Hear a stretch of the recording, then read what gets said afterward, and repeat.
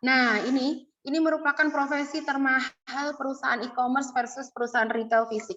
Jadi kalau kalian sekarang kerjanya mungkin pengennya di toko-toko atau di mana, atau kerja yang ada di kantor, itu tuh sekarang itu sudah nggak hobi, udah nggak zaman gitu loh. Mungkin kalau nanti Kak Fregi bisa sharing, Kak kerjanya dari mana? Ah, saya di rumah, beda sama Mbak Dewi nih. Mbak Dewi mah ke kantor setiap hari karena jadi dosen. Nah, kan gitu. Nah, Kak Fregi ini enggak nih. Kak Fregi ini kerjanya dari rumah, maintenance, ngelola account, ngelola data, sehingga transaksi bisa tetap terlaksana. Gajinya, nah itu. Ini adalah rata-rata. Ini tidak bisa digeneralisasikan karena ini merupakan salah satu pendapat yang saya ambil dari iPrice gitu ya. Ini salah satu web yang menyediakan layanan ini ya, data, dan ini adalah akumulasi dari setelah melakukan beberapa pengalaman ya, baru gajinya sampai seperti itu. Bukan awal start masuk berapa juta gitu, enggak, tapi setidaknya ada prospek ke arah rata-rata gaji untuk seorang teknik arsitektur, business development manager, principal, sampai advertising manager ya. Jadi kalau nanti apa yang kita pelajari itu akan mengarah kepada bidang-bidang yang bisa membantu untuk bekerja di bidang e-commerce. Nah, ini selanjutnya, Mas, Mbak. Oke, nah bagaimana logistik e-commerce itu bekerja? Kalau tadi saya udah cerita nih ada bidang-bidang e-commerce, sekarang kenapa sih ada bidang logistik juga?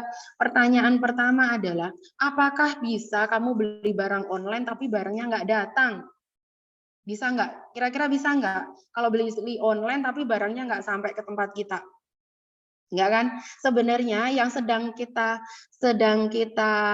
potong jalurnya itu adalah jalur dari pengiriman. Nah, jadi kalau di dalam online, di dalam e-commerce logistik itu kalian tidak hanya belajar bagaimana mengelola bisnis di barang tersebut, tapi kalian juga tahu kapan barang itu diambil, di packaging, di karier apa diangkut, terus jalurnya kemana aja, terus keluar untuk di delivery gitu. Nah, ada gudangnya, ada customernya. Nah, semua dari bagian itu akan kalian pelajari gitu. Jadi kalau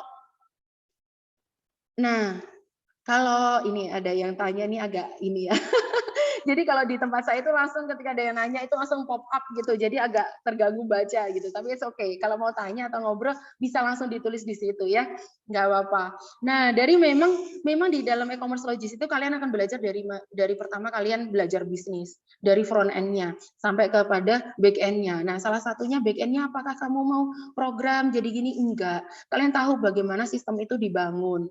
Sehingga ketika nanti ada ya Kak Fregi yang lulusan IT dan sebagainya itu kalian bisa transfer gitu. Nanti Kak Fregi akan jelasin sih sebenarnya bagian e-commerce logistik bagaimana sih yang bisa membantu gitu. Nah, itu memang sangat dibutuhkan atau sangat digunakan di sektor-sektor pekerjaan tadi gitu. Nah, nanti salah satunya ya kalau kita belajar bisnis e-commerce itu ada social commerce yang tadi di bawah ini tuh ada gambarnya apa namanya Facebook, terus belah kanan itu ada Instagram, terus yang P itu aku agak lupa ya apa itu ya, picture apa ya, kayaknya salah satu sosial media juga ya, mungkin teman-teman bisa lebih tahu daripada saya kalau yang ini nih. Nah, itu salah satu bagian dari jual beli. Sekarang tidak hanya jual beli dengan sistem e-commerce tapi ada namanya social commerce juga. Oke, next. Jadi oh ya, Pinterest betul ya, tadi aku agak takut salah nyebut juga nih. Benar. Nah, nanti kalian belajar apa sih di e-commerce logistik itu? Nah, yang kalian pelajari di e-commerce logistik itu yang pertama kalian belajar logistiknya juga. Nah, yang pertama adalah warehouse, inventory, transportasi, distribution. Jadi kalian tahu tuh, kira-kira mau ngirimin barang ke luar Jawa atau ke luar negeri itu pakai apa? Mungkin teman-teman ada yang pernah pakai Alibaba nggak? AliExpress nggak? Beli barang dari luar negeri. Ayo, siapa yang pernah? Atau pakai Amazon gitu. Ayo, pernah nih. Oke, nih pernah nih. Nah, gimana rasanya itu? Nanti bisalah speak di belakang ya, nanti waktu tanya ya. Nah, kalau di luar negeri itu kita mesti tahu nih beberapa apa pengiriman ya, bisa DHL, FedEx ataupun lain sebagainya gitu. Itu banyak sekali sampai ke Indonesia. Nah, pernah dari Cina. Ya, saya pernah juga tuh dari China itu. Dan murah-murah banget ya rasanya ya. Amazon 3 bulan. Oke. Iya, iya, iya. Ini tahu aku mesti shippingnya yang nol gitu. Kalau berbayar pasti lebih cepat itu. Ya, sama itu. Saya juga ngerasain dari pakai AliExpress itu dari China nggak sebulan, nggak 3 bulan sih, 2 bulan sih. Baru sampai Pekanbaru. Oke. Terus yang kedua adalah kita belajar tentang bisnis. Oke, nah, jadi jangan heran kalau kalian nanti sudah belajar logistik, juga belajar bisnis. Kenapa? Karena memang core-nya itunya dari e-commerce logistik itu adalah setengahnya itu adalah bisnis gitu. Kalian akan belajar tentang digital marketing, digital payment. Jadi kalau sekarang kenapa orang beralih untuk punya e-wallet gitu daripada punya uang cash. Oke, jadi pertanyaan saya, siapa yang nggak punya e-wallet? Boleh bebas, nggak punya OVO, nggak punya TravelPay, atau nggak punya ShopeePay, nggak punya apalagi ya? Apalagi ya? Dana, nggak punya apa? Siapa yang nggak punya? Atau siapa yang punya? Oh, nah itu Mas Sahrul tuh. Sahrul punya Dana. Oke, nah Dana nih. Terus ada lagi? Punya semua. Ya ini kayaknya Maharani ini suka online juga nih kayak saya nih. Saya aja saya aja keperluan sehari-hari aja kalau bisa online gitu. Punya semua. Wow, keren keren keren Gibran. Ya. Ya, gak ada yang nggak punya ya sekarang ya. Kalau kalau Ibu ditanya nih, apa Mbak ditanya nih, Mbak kalau keluar mending ketinggalan apa? Kalau saya mending ketinggalan dompet atau ketinggalan handphone. Ayo, siapa? Siapa yang pilih ketinggalan dompet, siapa yang pilih ketinggalan handphone? Oke, tengok. Dompet, mendingan ini Ivon itu sejurus sama saya nih. Oke, nah benar. Ketinggalan dompet, benar. Kalau kita sekarang ketinggalan dompet, nggak masalah, yang penting nggak ketinggalan handphone. Kenapa? Semua platform keuangan kita ada di handphone. Kita bisa beli apapun itu. Kecuali kalau kalian ada di daerah saya salah satunya ya, asalnya dari Klaten ini, atau di desa gitulah, itu mending ketinggalan handphone. Karena nggak bisa beli apa-apa, karena nggak ada QR code di sana ya. Itu. Tapi kalau di Jakarta, di kota besar, saya yakin teman-teman pasti mending ketinggalan dompet daripada ketinggalan handphone. Ya, pasti itu. Terus yang ketiga, kalian akan belajar yang namanya teknologi. Nah, oh takutnya ada razia. Oke. Ini saat peraturan lalu lintas nih. Ini tahu ini. Oke, teknologi ya. Itu ada web development, ada data modeling, visualization, ada digital SCM. Jadi nanti kalian akan dipelajari juga atau belajar juga bagaimana sih membuat sistem penjualan online, buat website online untuk jualan, atau kalian juga akan diajarin juga bagaimana sih kalian nanti di dunia kerja kalian akan melihat data-data penjualan yang banyak, bagaimana kalian bisa memvisualisasikan itu gitu, sehingga kalian bisa memberikan keputusan kira-kira next step apa, barang yang akan terjual tahun ini apa, yang akan terbaik apa, sehingga kalian secara forecasting atau peramalan kalian paham gitu. Nah, itu nanti akan diajarkan di teknologinya juga. Yang terakhir kalian akan belajar tentang materi politeknik. Nah, terus sekarang next ada keunggulan apa sih yang ada di MNP ya? Nah, sebenarnya di Multimedia Nusantara ini kita punya yang namanya program studi e-commerce logistik. Nah, di e-commerce logistik ini kalian akan mendapatkan keuntungan yang pertama professional part ya, jadi industri oriented. Jadi nanti kalian banyak berkecimpung di dunia industri. Yang kedua adalah kurikulum. Kurikulumnya 3+1 professional track, maksudnya adalah 3 tahun nanti kamu kuliah plus praktikum yang ada di kampus dan industri. Setahunnya adalah internship. Jadi kalian akan magang 1 tahun. Bisa magang di tempatnya Kak Fregi nanti setelah kita bisa kerja sama Kak Fregi, nanti kalian bisa kerja magang di sana setahun gitu. Nah, itu ya karena memang harapannya adalah kalian adalah profesional di bidangnya. Terus yang ketiga adalah growth talent development. Nah, jadi kami itu karena di bawah Kompas Gramedia, kami ada namanya GC Growth Center yang membantu untuk mengembangkan bakat kalian. Jadi kalau teman-teman itu memang ingin terjun di e-commerce logistik, tapi bakatnya adalah bakat animasi, bakat talent di bidang public speaking dan sebagainya, kalian bisa masuk. Nah, itu growth talent development. Terus yang terakhir adalah fasilitas. We are leading in technology and good environment. Jadi karena kita di bawah Kompas Gramedia, ada kakak kita yang UMN gitu, secara teknologi dan environment itu sangat bagus.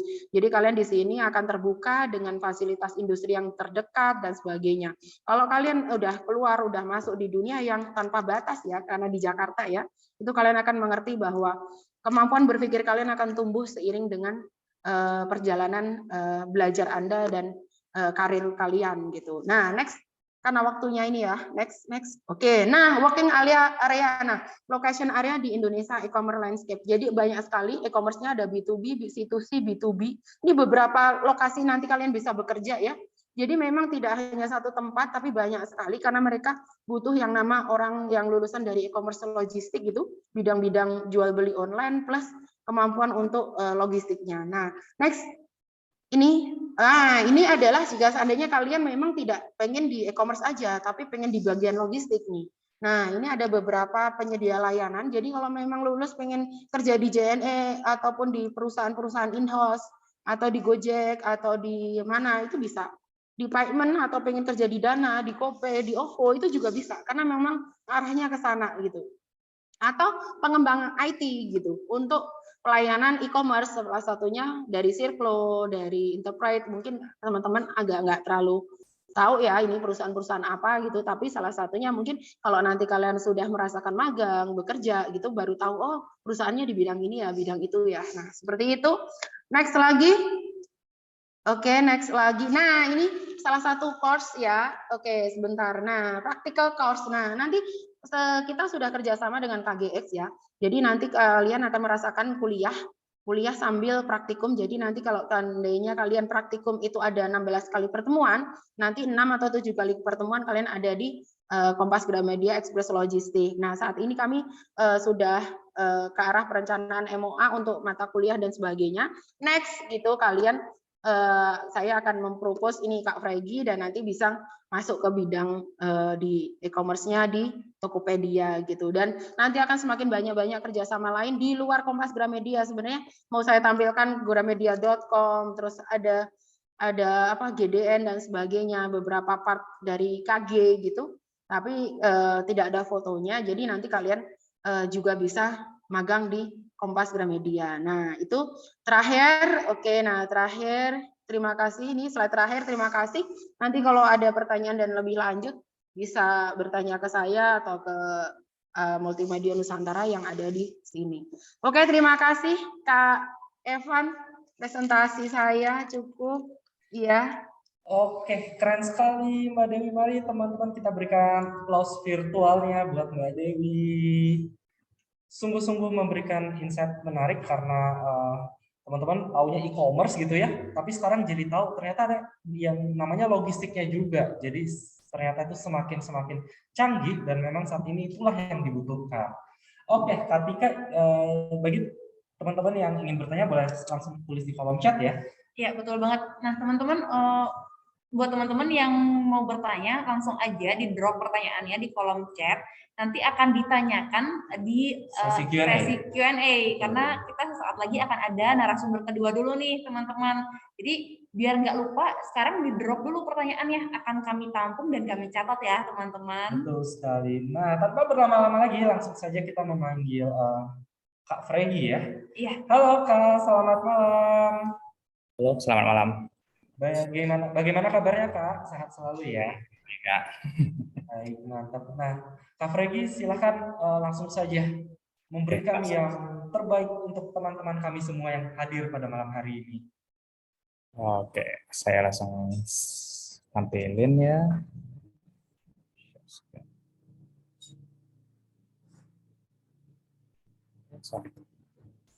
Udah kelihatan gambarnya?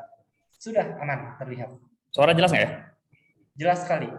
Oke, sorry, wait. Nah, oke semuanya, perkenalkan lagi, nama saya Fregi Jusnawirgo. Kalau saya itu di Tokopedia sebagai software engineer. Nah, itu ngapain ya software engineer itu lebih tepatnya kalau gampang orang bilang programmer lah, ngoding-ngoding di belakang gitu. Dan tentang Tokopedia, ya visinya itu kalau Tokopedia itu membangun sebuah super ekosistem di mana siapapun bisa memulai dan menemukan apapun, dengan misinya mencapai pemerataan ekonomi secara digital. Jadi targetnya benar-benar Indonesia, untuk supaya semua bisa secara digital. Dan ini 12 tahun perjalanan dari Tokopedia. Dari 2019 itu dimulai, itu cuma di ruko kecil dulu awalnya. Lalu 2014 itu jadi perusahaan pertama, ada di portofolio SoftBank dan Sequoia, ini kayak di investor gitu lah, dari SoftBank sama Sequoia. 2017 itu dapat suntikan dana dari Alibaba, lalu kita pindah ke Tokopedia Tower. Ini yang kayak di belakang saya, ini Tokopedia Tower.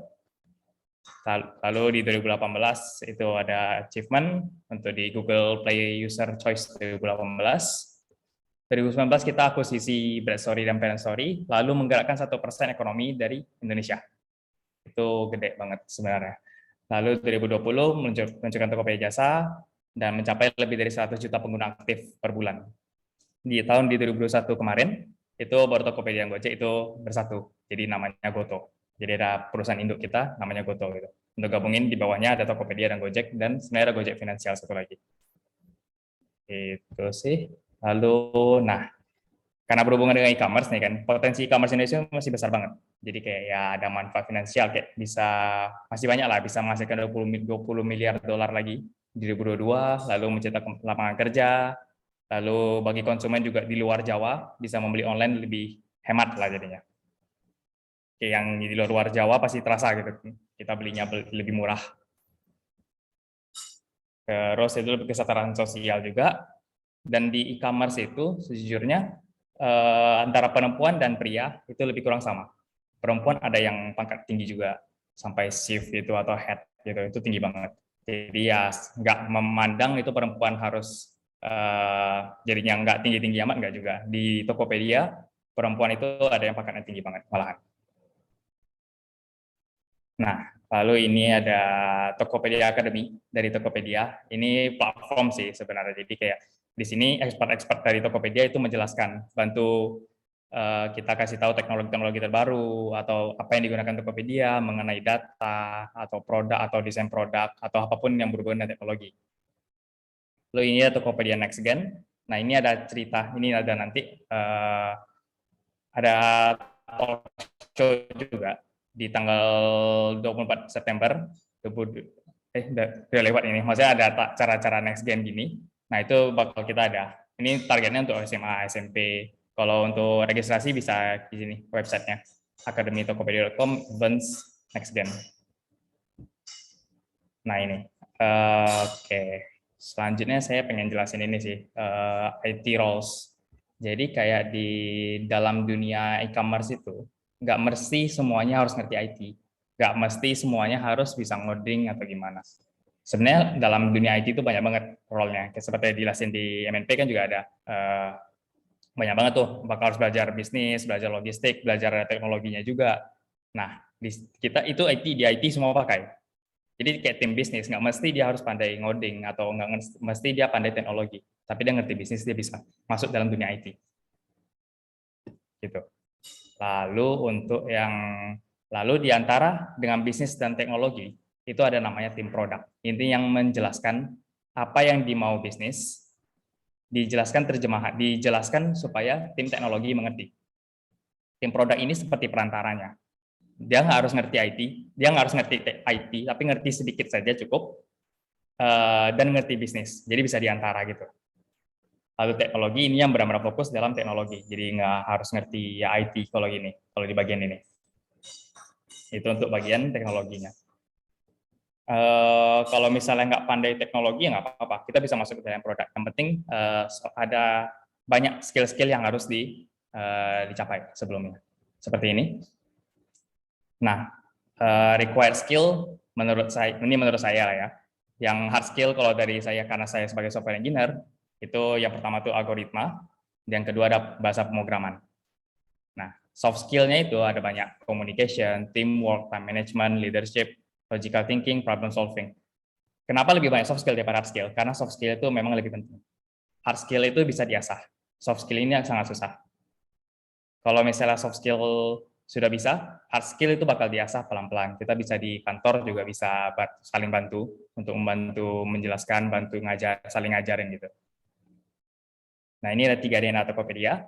Yang pertama itu, ini maksudnya DNA Tokopedia itu artinya tiap karyawan harus memegang 3 DNA ini. Yang pertama kita harus fokus on consumer. Yang penting kita fokus sama consumer dulu. Ada masalah apa, langsung kita fokus ke masalah itu dulu. Yang kedua ada growth mindset, yang kita mau berkembang, kita mau belajar seperti ya meskipun kita pangkatnya tinggi, udah pangkat lead atau gimana, udah pangkat kita sudah sebagai guru mengajarin yang bawah, tapi kita tetap harus belajar lagi. Lalu yang ketiga itu ada make it happen, make it better. Jadi ya mulai aja dulu. Kita mulai dulu, nanti pelan-pelan kalau ada salah kita ubah pelan-pelan, kita perbaiki pelan-pelan. Ini quick skill-nya sih. Oke, nah ini paling sebelum selesai, ini palingan saya mau tunjukkan gimana sih environment kerja di Tokopedia. Ini Tokopedia saya view ya. Jadi tes engine di Tokopedia. Ada suara nggak ya? Suaranya ada? Oke. Kita diibaratkan sebagai katalis seluruh rangkaian tes produk di Tokopedia. Di Indonesia sendiri, konsep tes engineering masih terbilang baru. Belum banyak yang punya dedicated team untuk tes engineering ataupun melakukan testing selain secara manual.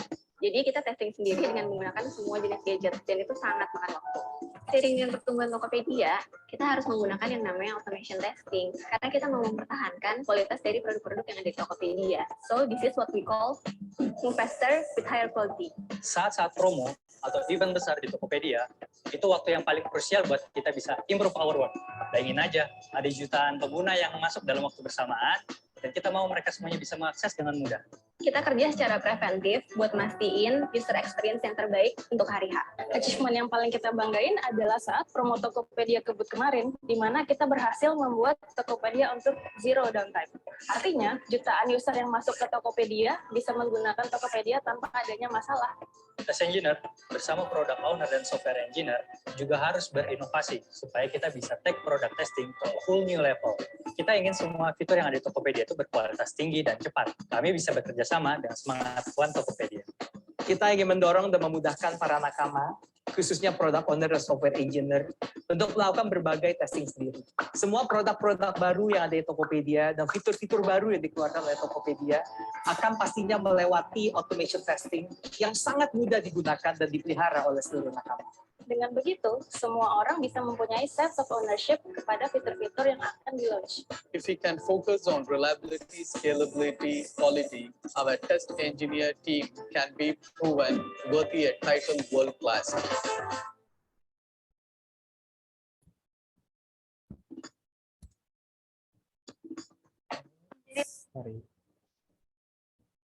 Oke, mungkin sekian aja dari yang bisa saya sampaikan. Yang balik ke MC. Oke, terima kasih banyak Kak Fregi untuk insight-insight-nya. Dan tadi juga dikatakan oleh Kak Fregi ya, bahwa IT di Tokopedia itu tidak hanya tahu teknologinya saja, tapi juga tahu bisnisnya gitu. Ini selaras dengan tadi apa yang dikatakan oleh Bu Dewi, bahwa semakin ke sini bisnis itu akan berdampingan gitu dengan teknologi ke depannya, seperti itu. Nah, oke, Kak Evan, mungkin sesaat lagi kita akan masuk nih ke sesi Q&A, tanya jawab nih teman-teman. Tapi sebelum itu, aku mau kasih info dulu nih ke teman-teman bahwa sesaat lagi kita akan ada, sebelum Q&A, akan ada pemutaran spin wheel dulu teman-teman. Nah, tapi untuk teman-teman yang mau bertanya, boleh banget di-drop aja pertanyaannya di kolom chat, karena akan kita tampung pertanyaannya dan akan kita tanyakan di sesi Q&A nanti. Betul sekali. Supaya kita tidak ngantuk dan tetap semangat, maka kita langsung saja mutarkan spin wheel terlebih dahulu. Nah, ketika yang pertama ini kita putarkan dua dulu aja ya. Oke, boleh. Nanti jangan sedih karena nanti akan diputarkan lagi. Boleh langsung diputarkan.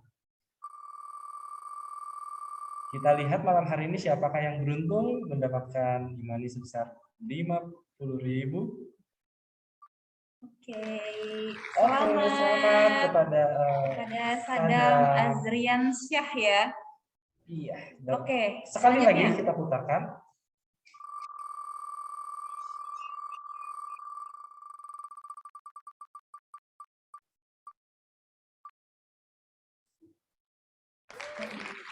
Oke, Selamat kepada Bagas Caturwibisono. Untuk Sadam dan Bagas nanti akan dihubungi Dihubungi oleh oleh tim tim kami. nanti ya. Nah, teman-teman nanti akan diputarkan lagi, jadi tetap kita bersama-sama malam hari ini. Oke, saat ini kita masuk ke Q&A. Mbak Dewi, Kak Fregi, sudah cukup banyak nih pertanyaan-pertanyaan yang masuk. Nah, ini ada satu pertanyaan dari Robert. Apa sih penghalang utama bagi e-commerce yang baru-baru berkembang gitu, yang masih kecil belum terkenal gitu? Penghalang utamanya apa sih gitu? Dan kemudian bagaimana peran pemerintah ikut terlibat supaya para e-commerce yang kecil ini bisa tetap bertahan seperti itu? Mungkin Mbak Dewi kali ya boleh memberi tanggapan terkait pertanyaan pertama ini. Oke. Tadi lebih ke e-commerce agar tidak ini ya, tidak tergilas oleh, atau gimana sih Mas? Coba ulang lagi. Betul, supaya e-commerce bisa tetap bertahan gitu, apalagi bagi mereka-mereka yang masih mungkin secara dia udah join belum kenceng gitu. Oke. Ya. Masih kecil usahanya. Oke. Sebenarnya startup di Indonesia itu banyak banget ya. Yang paling penting itu sebenarnya kita itu kalau punya startup itu idenya sih, Mas Robert ya, ini Robert ya. Nah, jadi kalau ide itu kan harus different ya. Kalau dulu yang punya Gojek atau punya lain sebagainya itu karena keterbatasan kesadaran bahwa mau kemana-mana nggak bisa, harus nungguin angkot lama jamnya gitu, sehingga ada yang namanya Gojek gitu. Nah, sehingga sampai startup itu berkembang dan besar seperti saat ini. Nah, kalau dari Robert tadi sudah punya ide, punya bisnis yang mungkin menyelesaikan masalah yang ada di lingkup kecil, itu nggak apa-apa dulu, dikembangkan, dibuat, nanti akan menjadi seperti permasalahan yang umum. Seperti kalau beli sayur gitu loh. Sekarang orang sudah malas ke pasar, tapi kalau bisa akses beli sayur secara online karena kebutuhan harian bisa di-dropping tiap hari. Nah, seperti itu sih sebenarnya. Kalau masalah bisa berkembang atau enggak sih, kemampuan kita untuk inovasi terus sih, terus menerus. Terus kita jangan lupa bahwa saat ini tuh kita butuh teknologi untuk menyelesaikan itu. Kalau memang tidak punya upaya atau nggak punya daya, nggak punya kekuatan untuk membangun sendiri, itu ya salah satunya adalah kita berpartner sama orang yang ngerti teknologi, sehingga bisa dikembangkan sistem yang membantu dia untuk berkembang di e-commerce gitu. Itu sih. Atau kalau memang Robert masih pengen belajar atau apa, ya belajar beberapa platform, baik itu course atau nanti pengen kuliah ya di bidang itu, sehingga tahu sih gimana trik-triknya atau cara-caranya untuk bisa sukses di e-commerce. Seperti itu sih sebenarnya. Karena memang dulu waktu saya S1 sekolah bisnis itu talented ya sebenarnya ya, talented atau orang yang punya apa ya namanya bawaan dari lahir gitu. Tapi sejatinya enggak gitu. Orang-orang yang sukses sekarang ini bukan hanya talented sih sebenarnya, tapi dia punya kecerdasan untuk memahami pengambilan keputusan yang terbaik dan atau inovasi terbaik gitu. Dilahirkan dari mereka kuliah, sekolah gitu, sehingga bisa growth mindset tadi yang dibilang Mas Fregi itu penting banget gitu untuk menumbuhkan orang-orang yang memiliki problem solving yang bagus, critical yang bagus gitu kan. Sehingga kalau mau tetap bertahan di e-commerce ya harus punya jiwa-jiwa itu, jiwa-jiwa DNA-nya. Tadi itu salah satunya yang growth mindset itu harus dipunyain bagi Robert untuk bisa mengembangkan e-commerce dengan sukses gitu itu. Itu sih kalau menurut saya Mas Kak Ivan ya. Iya, iya. Nah, tadi yang menarik dari kata Mbak Dewi ya, bisnis itu walaupun ada talenta, tapi itu diasah supaya bisa inovasi gitu ya. Ini menyambung ada pertanyaan dari Yvonne. Jadi kalau ingin bikin e-commerce gitu ya, kuliah yang paling tepat sebenarnya apa? Apakah harus di bisnis, di IT, atau kuliah lainnya juga sebenarnya bisa aja gitu Mbak Dewi? Oke, sebenarnya kalau mungkin dulu ya, dulu sebelum kita tahu bahwa ada e-commerce itu, sekolah bisnis itu udah cukup gitu. Jadi saya dulu S1-nya adalah sekolah bisnis nih gitu. Itu udah cukup gitu. Tapi sekarang saya merasa bahwa itu nggak cukup lagi gitu. Kalau saya tahu bisnis, tapi saya nggak tahu bagaimana area dari pengembangan sistem di dalam bisnis, itu juga kurang gitu. Nah, akhirnya salah satunya sih kalau di program studi saya ya, tempat saya ngajar ini, kalian belajar bisnis, tapi juga belajar teknologinya. sistemnya gitu. Memang nggak akan secerdas orang IT, nggak bisa kayak buat program sejago orang IT gitu. Tapi secara best practice kamu bisa menggunakan, bisa memanfaatkan, atau minimal kalian bisa membuat mininya atau analis tadinya aja gitu. Sehingga ketika kalian partnership sama seorang programmer gitu, dia tahu gitu apa maksud kamu, dan orang yang membangun juga tahu maksudnya gitu. Gitu sih Mas Evan. Jadi memang kalau ditanyain mau jauh penting mana gitu ya, antara teknologi atau bisnis gitu. Ya dua-duanya saya penting. Kalau bisa tempat sekolah yang bisa menawarkan dua-duanya, saya mau itu gitu. Karena kalau sekarang belajar itu nggak satu frame ya, hanya pinter A gitu. Tapi kalau bisa pinter semuanya gitu. Karena apa? Kalau kalian bisa semuanya, kalian bisa benar-benar menyelesaikan permasalahan dari A sampai Z itu sendiri gitu. Itu sih. Nah, nanti kalian bisa partner dengan orang-orang IT untuk lebih bagus, lebih benar sistem pembuatannya dan sebagainya, nggak apa-apa gitu. Tapi kalian tahu, paham teknologi yang dipakai. Gitu Mas Evan, kalau menurut saya. Oke, terima kasih Mbak Dewi. Ini ada buat Kak Fregi nih, terkait IT. Ini dari Tagreg Wiryo. Kak Fregi, pertanyaannya?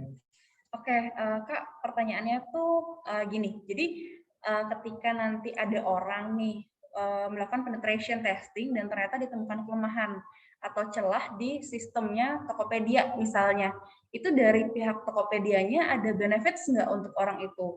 Dan benefitsnya itu kalau ada, apakah dia berbentuk lapangan pekerjaan atau berbentuk uang gitu, Kak?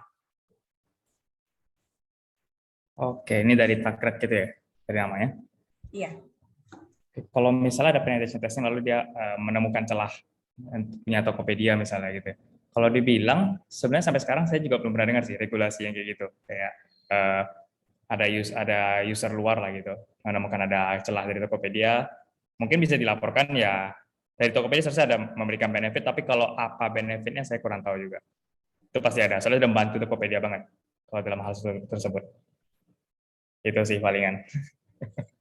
Oke, mantap. Terima kasih. Nah, ya, ini mungkin ada satu... nambahin ya, nambahin sedikit. Iya sih, kalau mungkin pertanyaannya memang bagus banget ya.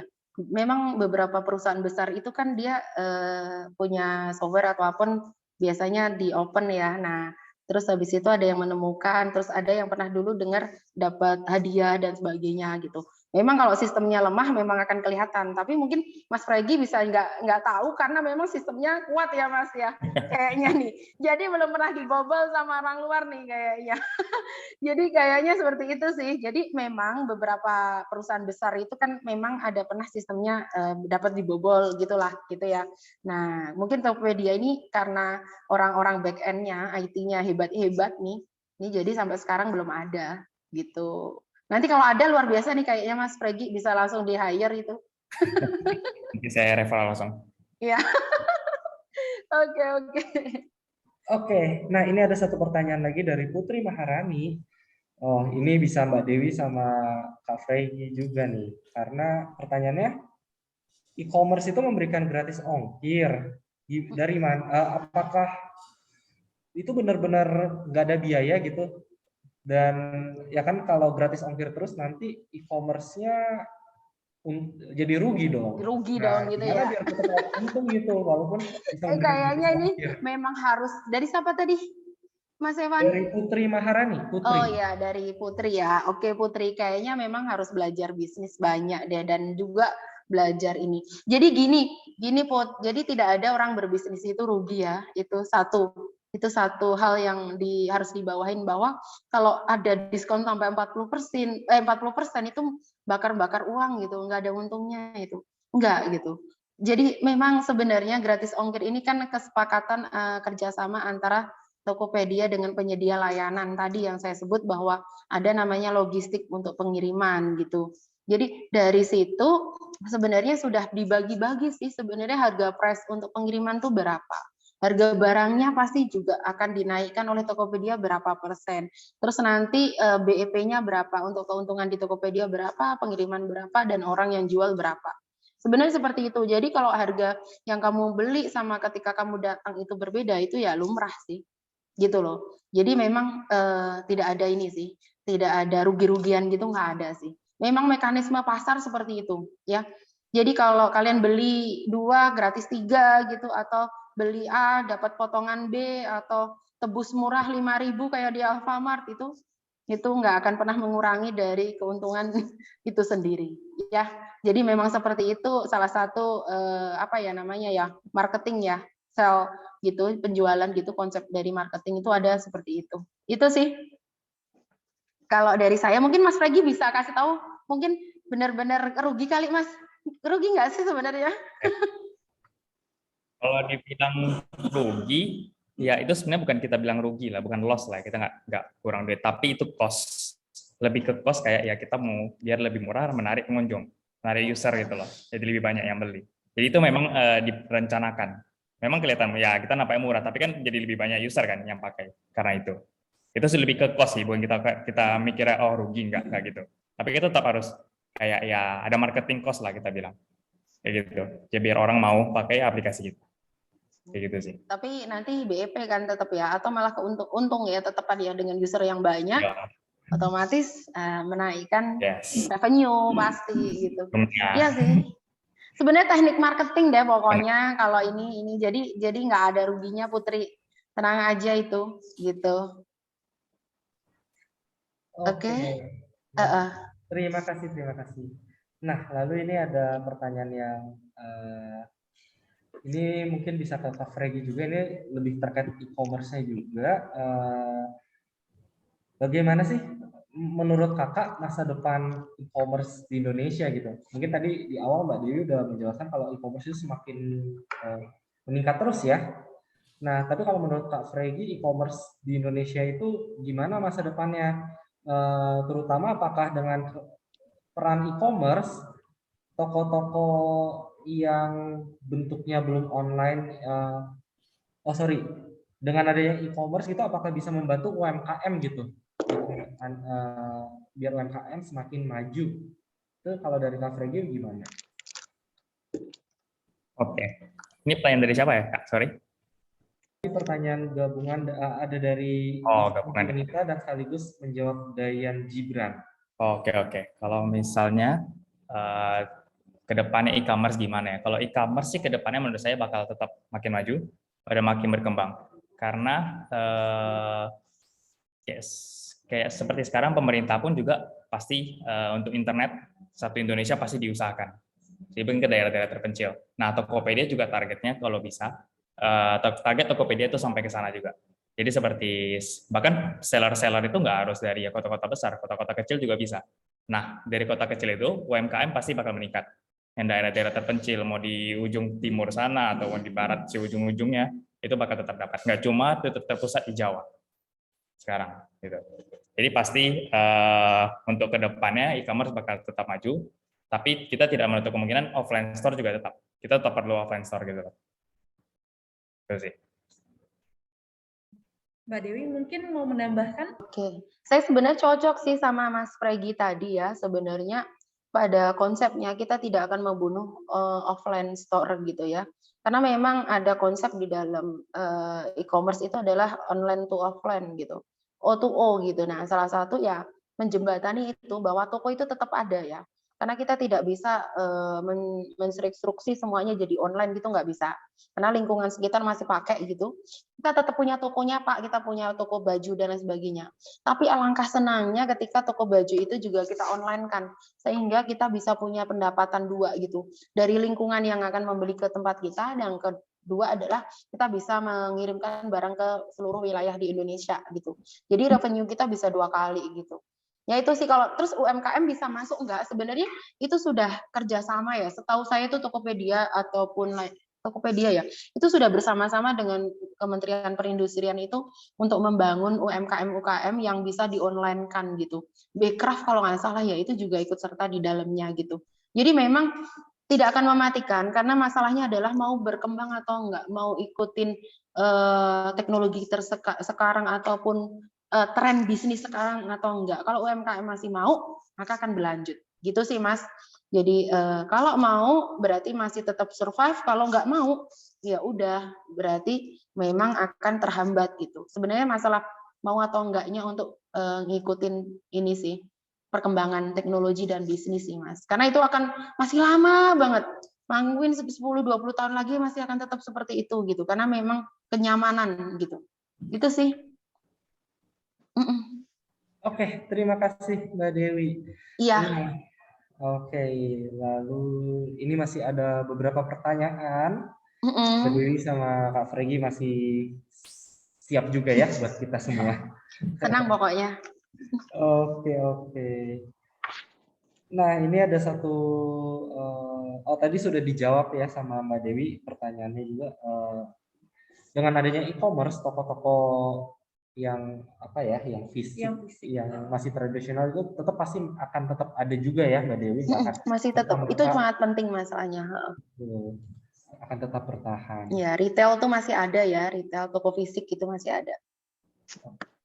Baik, ini ada pertanyaan terkait ini nih, di logistiknya sendiri itu kan ada ini e-commerce logistik itu ya, itu seberapa banyak sih IT-nya gitu? Nah, mungkin Kak Fregi sebagai software engineering apakah menyasar ke situ juga, bisa di-sharingkan mungkin pengalaman sebagai software engineering lebih ke apa gitu? Apakah benar-benar seperti e-commerce logistik gitu ya, sistemnya atau gimananya? Maksudnya gimana ya? Sorry Kak. Jadi dalam e-commerce logistik ini peran IT di e-commerce logistik itu seperti apa gitu contohnya gitu? Oke. Kalau perannya seperti apa dalam e-commerce dan logistik itu sangat mereka dekat banget ya. Jadi kayak ya kita belanja dari e-commerce, yang ngirim dari sisi logistiknya.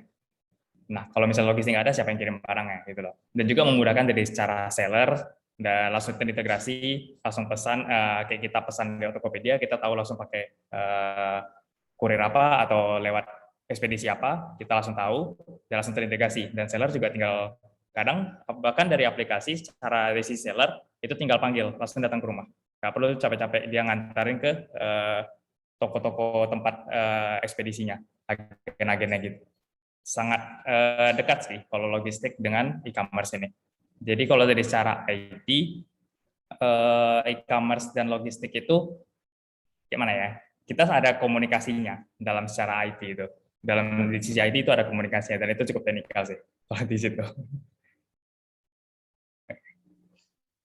Jadi memang kalau lulusan dari e-commerce logistik bisa ya untuk bekerja di Tokopedia gitu ya jadinya ya Mas ya. Bisa.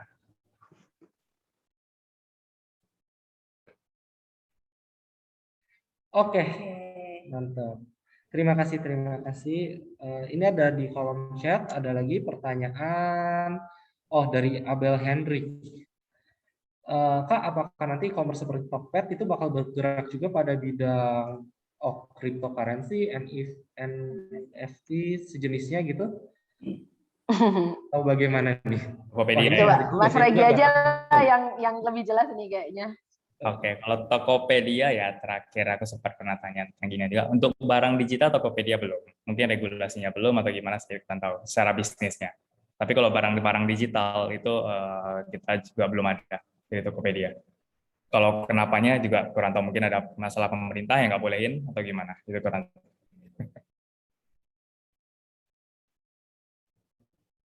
Oke. Nah, ini ada satu lagi pertanyaan lebih ke Kak Fregi juga. Gimana sih Tokped mengatur supaya barang yang dipesan itu bisa langsung terkirim gitu? Padahal kan vendor logistik yang tersedia itu bermacam-macam. Jadi biar barangnya itu tepat waktu terus gitu. Kalau tahu saya tetap barang itu pasti terkirim gitu ya? Atau gimana? Iya, betul. Kebiasaannya kita kalau dalam sisi IT lah ya, dalam berhubungan kita sama logistik kita pasti ada waktunya. Jadi kayak misalnya kayak kalian lihat kalau kita ada belanja pasti ada waktu seller harus berapa lama untuk memproses, lalu kurir dalam berapa lama harus jemput. Nah itu dalam SLA itu, dalam rentang waktu itu, kalau misalnya sudah lewat kita pasti langsung kontak ke tim logistiknya kayak gitu. Pasti ngebantu biar pasti barang itu nyampai, karena sesuai dengan kita yang pertama fokus ke consumer kayak gitu. Jadi kita fokus ke consumer dulu. Kalau misalnya barang yang nggak dapat kita langsung bantu, misalnya barang nggak sampai bisa langsung komplain dan kita bakal bantu dari tim Tokopedia-nya. Gitu. Mungkin Oke. itu ini deh Mas Ivan ya. Iya, Mas Mbak Evan Dewi. ya. Kayaknya Iya. itu ini ya Mas Pregi ya, apa ada notifikasi ke logistiknya, ada penyedia layanannya yang untuk ngirimin barang, satunya lagi ke penjualnya ya. Kalau Iya. kita ada yang beli gitu ya. Jadi Ada. dan mereka ngikutin waktu itu, kalau keluar dari ininya kan mereka dapetin kayak semacam bintang atau apa. Kalau mereka terlambat itu kan dapat kayak apa ya, catatan buruk atau apa gitu nggak sih sebenarnya? Saya juga agak penasaran juga sih. Oh, kalau lewat gue nggak tahu ya, pernah juga. Iya, nggak ada ya. Oh. Tapi memang secara sistem itu terintegrasi ya antara pengiriman sama pembelian ya. Yes. Gitu ya. Wah, mantap tuh. Oke. Nah, ini ini ada beberapa, kayaknya sih di sini teman-teman ada beberapa yang tertarik nih, justru pengen kerja di Tokopedia. Jadi pertanyaan-pertanyaannya terkait jika pengen ke Tokopedia itu harus menguasai apa aja gitu. Misalnya pengen bahasa pemrogramannya seperti apa, dan juga syarat-syaratnya. Nah, itu aku nggak tahu. Mungkin bukan atau Kak Fregi mungkin ada tanggapan, boleh kalau misalnya memang ada. Oke, kebetulan kalau bahasa pemrograman ya saya tahu, karena kebetulan saya backend, software engineer dan bagian backend. Jadi ya kalau tergantung ini, masuk Tokopedia mau sebagai apa dulu. Kalau sebagai tim IT-nya itu banyak banget, nggak cuman kayak saya cuman backend itu kayak programmer, nggak cuma itu. Ya ada networking, ada database, ada mau belajar apa dulu. Dalam IT itu luas banget. Jadi nggak harus ya fokus programmer, nggak kayak itu doang. Mau animasi juga ada. Soalnya ada tim animasi untuk video-video juga ada. Desain-desain juga ada. Nah, itu tergantung mau apa dulu. Tapi kalau bahasa pemrograman boleh saya bilang Tokopedia itu pakai untuk back-end ya. Kita bilang back-end itu seperti logika di belakang, itu pakai Golang kalau teman-teman tahu. Gitu. Itu sih palingan. Tapi kalau untuk skill-skillnya ya tadi saya bilang, saya presentasikan hard skill banding soft skill, lebih penting ke soft skill. Fokus ke soft skill dulu, kembangin diri sendiri dulu. Kalau hard skill itu bisa diasah pelan-pelan. Itu sih. Oke, saya udah. Oke, terima kasih. Nah, baik. Nah, ini ada satu pertanyaan juga buat Mbak Dewi. Jadi itu ada yang bertanya seperti ini, Mbak Dewi. Seperti di judulnya kan, e-commerce logistik itu bisa memberikan cuan nih, bisa memberikan prospek ke depannya cerah gitu. Nah, kisaran, ada yang nanya sih, kisaran orang yang bergerak di e-commerce logistik itu gajinya itu berapa sih? Kurang lebihnya ya. Dan mungkin apa sih yang paling di e-commerce logistik itu yang paling banyak pekerjaan yang paling menarik gitu kali ya? Menarik ya, oke. Sebenarnya kalau ditanyain berapanya itu tidak ada estimation-nya ya. Mungkin Mas Fregi nanti bisa ngasih range gitu ya kalau di bidang, dan kalau dia kan back end ya. Sebenarnya kan tadi benar kalau Mas Fregi bilang bahwa bidang IT itu banyak banget lah. Kenapa e-commerce logistik juga ada teknologinya? Karena sebagai salah satunya dia adalah sebagai seorang perantara antara bisnis dan teknologi gitu. Kalau orang bilang ya kita bisa jadi sistem analis lah gitu loh. Analis sistem gitu untuk e-commerce gitu. Jadi nanti kerjanya di Tokopedia bisa di situ. Nah, berapa sih rank gaji dan sebagainya? Sebenarnya kalau banyak orang berminat untuk kerja di startup seperti Tokopedia dan sebagainya, itu tuh karena mungkin salarinya jauh lebih tinggi kalau daripada jadi dosen lah, intinya kan kayak gitu ya. Ataupun jadi beberapa pekerja di ini ya gitu, pada umumnya gitu. Nah, atau di banking atau apa, nah seperti itu. Jadi kalau saya nebak berapa jumlahnya sih tidak bisa, tapi secara data di iPress tadi seperti itu. Tergantung bidangnya, start dari awalnya apa gitu.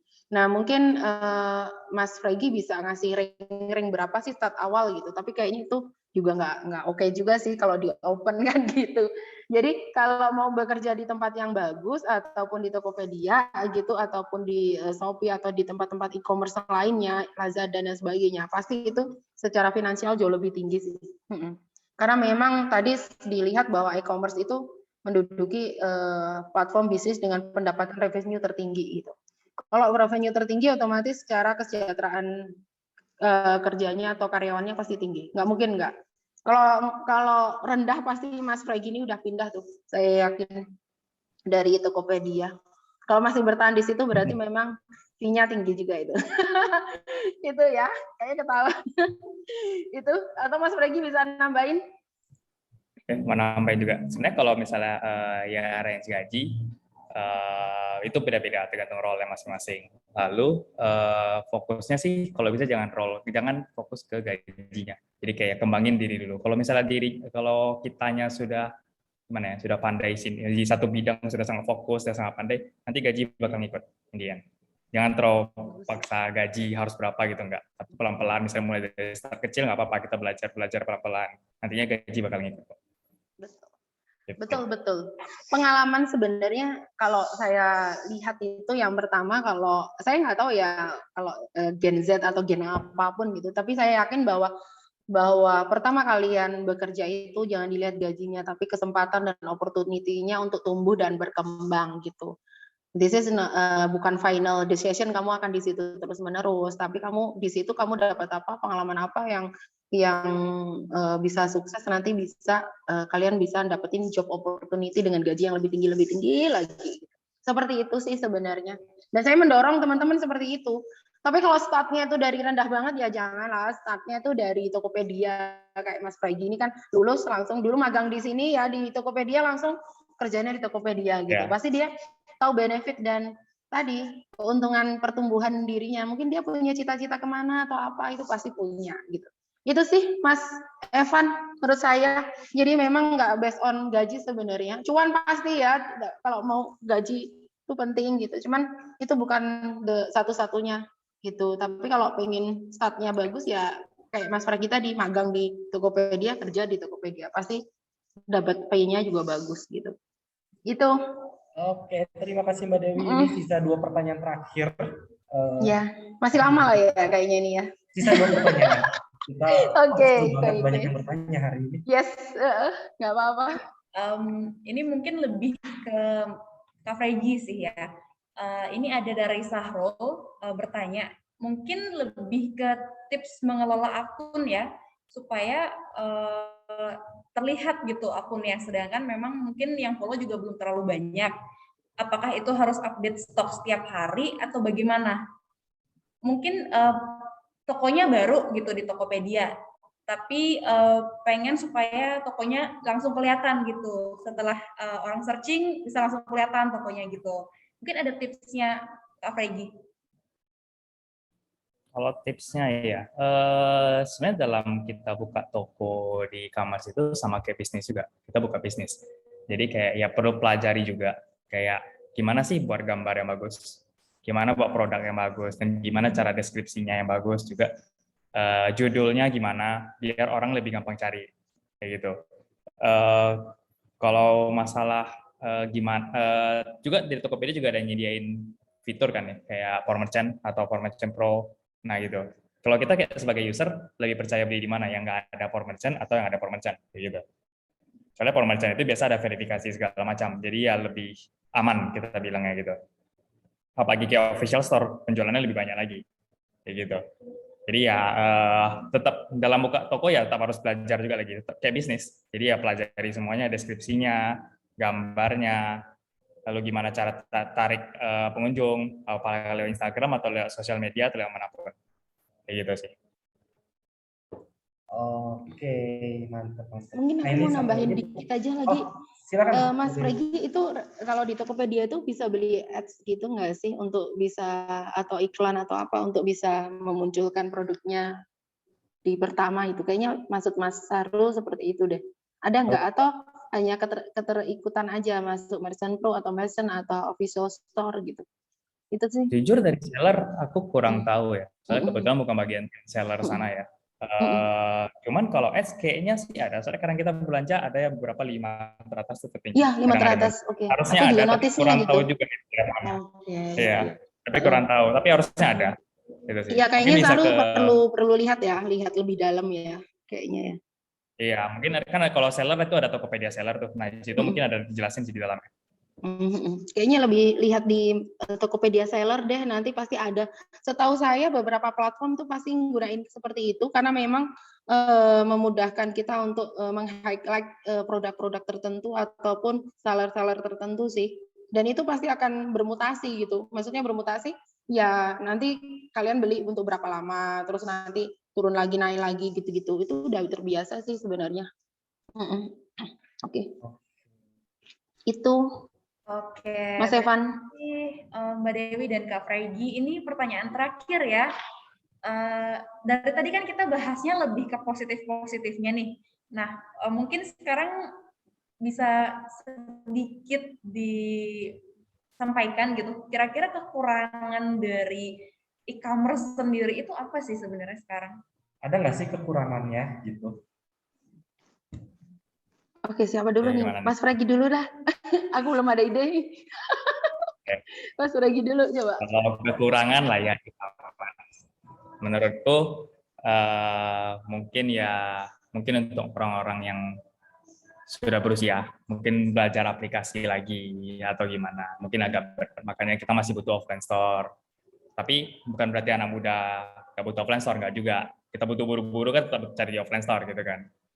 Nah, itu sih yang pertama. Mungkin orang-orang yang sudah berusia cukup harus belajar lagi, susah untuk belajar lagi. Lalu seperti buka toko, kita harus pelajari lagi. Bukan kayak kalau toko kita buka offline store kan nggak perlu ada deskripsi gimana-gimana, nggak. Nah, kita perlu pelajari lagi dari e-commerce. Ya, tetap harus belajar lagi, belajar hal baru terus jadinya. Kalau kita buka di e-commerce. Kalau kekurangan nih, nggak kekurangan sih bilangnya ya, tetap harus tambah ilmu terus gitu. Bilang kekurangan sih enggak juga, semuanya pasti kekurangan kita bilangnya. Agak susah ya, aku juga susah sebenarnya. Karena pakai penipuan gitu. Iya, kayaknya enggak deh. Penipuan atau gitu. Kalau penipuan sih pasti ada, kita bilangnya pasti ada di dalam dunia e-commerce, tapi ya gimana dari sisi e-commerce-nya bisa memfasilitasi. Jadi kayak Tokopedia, kalian kena tipu, ya kalian bisa komplain, nanti uangnya kan bakal dikembalikan. Kayak gitu sih. Jadi kayak mana cara e-commerce bisa menutupi kekurangan itu. Dan so far masalah penipuan juga kita udah mulai aman gitu. Nggak ada yang takut lagi kan belanja di e-commerce jadinya sekarang. Banding dulu kita belanja nggak ada pakai uang yang nggak bisa balik, sekali bayar udah hilang. Gitu. Itu sih. Ya, kalau dari Mbak Dewi. Sebenarnya apa ya kekurangan e-commerce itu ya, atau e-commerce logistik gitu. Jadi sebenarnya kalau Mas Fregi tadi cerita kalau yang tua-tua belum pakai aplikasi dan sebagainya, sebenarnya apa ya, sebuah bisnis itu life cycle ya sebenarnya ya. Memang dan perkembangan proses bisnis berjalan itu juga life cycle. Jadi memang yang tua-tua itu tuh kan akan berkembang. Saya pun akan grow semakin tua dan sebagainya gitu. Jadi kalau saya melihat e-commerce ini ada kekurangan dan sebagainya, kalau masalah security terhadap pembayaran dan sebagainya pasti itu akan ditanggulangi lah sama yang berkepentingan gitu ya, yang bisa gitu. Terus regulasi juga sekarang pun BI sudah mengeluarkan bahwa QR code yang keluar dari BI semua pembayaran platform 1 QR gitu. Itu juga udah bisa. Jadi kalau kekurangan nggak ada sih Mas. Jadi memang trennya besok ke situ gitu. Arahnya ke sana semua gitu. Bahkan beberapa negara itu kan sudah kita masuk ke mall, kita kemana pilih barang dari luar, nanti tinggal di parkiran semua barang udah masuk ke mobil kita dan sebagainya. Itu memang akan jadi kenyataan besok. Automation di sistem di e-commerce, di logistik, dimanapun itu akan kejadian gitu. Jadi orang bisa mengirimkan barang dari satu tempat ke mana gitu pakai drone dan sebagainya. Dan orang nggak ada butuh penyedia layanan lagi karena kita punya layanan sendiri, entah itu robot apa, itu bakalan kejadian. Jadi nggak ada kurangnya sih, tapi memang kita harus ngikutin teknologi itu sendiri sih. Kalau enggak sebenarnya kita hanya akan tertinggal dalam kecepatan transfer data dan sebagainya sih. Itu transfer teknologi gitu, karena memang mau nggak mau kita kalau enggak ya kita terdisruption gitu, kalau orang bilang ya disruption sama teknologi itu sendiri. Dan pendidikan gitu, sekolah gitu tuh harus agile dengan itu. Jadi kenapa ada muncul program studi yang di Indonesia tuh baru ada 2, itu e-commerce logistik gitu. Karena untuk menangani itu. Besok kalau tadi ada yang nanya cryptocurrency gitu, terus ada program studi fintech ya bisa jadi gitu loh. Kalau besok ternyata kalian itu metaverse atau main teknologi terus ada game teknologi juga nggak apa-apa gitu loh. Besok ternyata metaverse ada jurusan metaverse ya nggak apa-apa gitu. Emang akan berubah ke situ Mas gitu. Jadi nggak ada kekurangan. Jadi mumpung sekarang masih baru, kalian bisa untuk join mengembangkan teknologi bisnis kalian di situ gitu. Jadi memang arahnya seperti itu. Buat startup berkembang dan grow your mind, your talent gitulah. Itulah. Itu Mas Evan menurut saya. Jadi kalau agak susah menyebut ada negatifnya gitu, tapi yang pasti itu selalu bernilai positif asalkan kita membawanya ke arah positif gitu. Itu. Nah, ini Tokped bakal di sisi meta. Oh, tadi aku bilang meta jadi sampai meta nih jadinya. Oke. Gitu ya, Mas Evan. Oke, mantap banget. Terima kasih banyak Mbak Dewi. Terima kasih banyak juga Kak Fregi. Sama-sama, iya. Sangat-sangat luar biasa. Kita berikan applause yang luar biasa buat semuanya. Oke, teman-teman semua.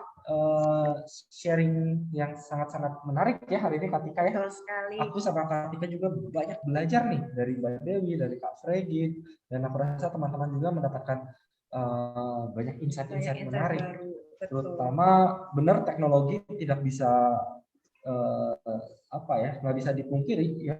Iya, kalau kita semakin berkembang berkembang terus dan trennya saat ini adalah e-commerce, dan sampai 4 tahun 5 tahun lagi e-commerce itu juga akan semakin terus naik, dan terutama karena ada sisi logistiknya juga yang membuat para pelaku e-commerce ini bisa semakin produktif lagi, semakin efisien dan efektif dalam berbisnis ya. Gitu. Baik, teman-teman, kita sebentar lagi sudah hampir berakhir sesi ini. Jika nanti ada yang ingin bertanya lebih lanjut, itu bisa nanti tanyakan langsung ke nomor WA atau bisa juga ke Instagram MNP, nanti akan di-share oleh teman saya di kolom chat. Bisa langsung tanyakan. Jika ada yang tertarik nih mau e-commerce, suka sama e-commerce logistik gitu ya, bisa banget mungkin bergabung dengan kita di Multimedia Nusantara Politeknik. Karena seperti yang kata Mbak Dewi, di Indonesia baru ada 2 prodi yang ada e-commerce logistik. Salah satunya adalah MNP, dan nanti teman-teman juga akan belajar banyak dan bisa lebih dekat ya dengan industri gitu, dan bisa lebih paham dengan e-commerce gitu. Baik, ketika kita sebentar lagi sudah mau selesai. Mau selesai, tapi teman-teman jangan kecewa karena kita akan ada asik-asik di kegiatan berikutnya lagi. Tapi sebelum itu, Kak Evan boleh banget nih untuk teman-teman diisi dulu form evaluasinya yang tadi sudah dikirimkan nih sama teman kami tim MNP. Nah, form evaluasi ini untuk mengevaluasi kita supaya kedepannya kita bisa berkembang lebih baik lagi nih teman-teman. Betul sekali, dan juga tadi yang kita janjikan akan ada spin wheel. Teman-teman yang sudah sampai akhir mengikuti kegiatan ini, semoga bisa beruntung di sesi kali ini. Silakan diputarkan. Kita putarkan 22 kali ya.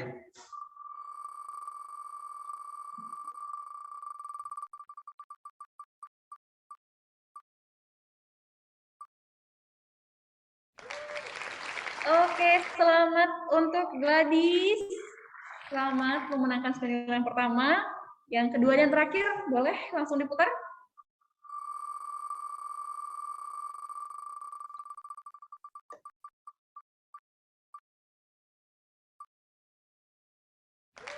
Oke, selamat untuk Dayan. Nanti untuk keempat pemenang spin wheel dari tadi di awal 2, lalu sekarang ada 2, nanti akan dihubungi oleh teman-teman dari tim MNP, ditunggu aja WhatsApp-nya ya. Nanti akan dikirimkan e-money, masing-masing peserta itu dapat saldonya Rp50.000, tenang, nggak dipotong pajak kok teman-teman. Pure Rp50.000 ya teman-teman. Nah, oke, dan sebelum kita menutup, nanti akan ada foto bersama. Tapi sebelum kita foto bersama, mungkin Mbak Dewi atau Kak Fregi mau memberikan apa ya? Mungkin salam terakhir. Bukan salam, ya pesan-pesan yang bisa membangun atau buat kita semua supaya kita pulang dengan lebih mungkin lebih semangat untuk belajar e-commerce gitu, atau mungkin dapat insight-nya luar biasa, semakin lengkap lagi. Silakan Mbak Dewi dulu. Oke, ya. Jadi kalau pesan saya ya, mungkin ini beberapa teman-teman SMA ya, SMA terus mungkin umum gitu juga. Jadi pesan saya itu adalah kalian berkembang atau memilih sekolah atau memilih jurusan itu harus sesuai dengan passion kalian pertama itu. Terus kedua, di situ kalian akan tumbuh, soft skill kalian akan ditingkatkan gitu ya, ditingkatkan gitu sehingga memang pada dasarnya tadi yang disebutkan tadi soft skill itu paling penting gitu. Kalau memang ada satu kampus yang bisa memberikan kalian banyak soft skill yang berkembang gitu, itu disitulah tempat kalian akan tumbuh gitu. Nah nanti di tempat kerja kalian juga akan selalu tumbuh, grow your mindset gitu sehingga kalian bisa sukses gitu. Itu sih pesan saya.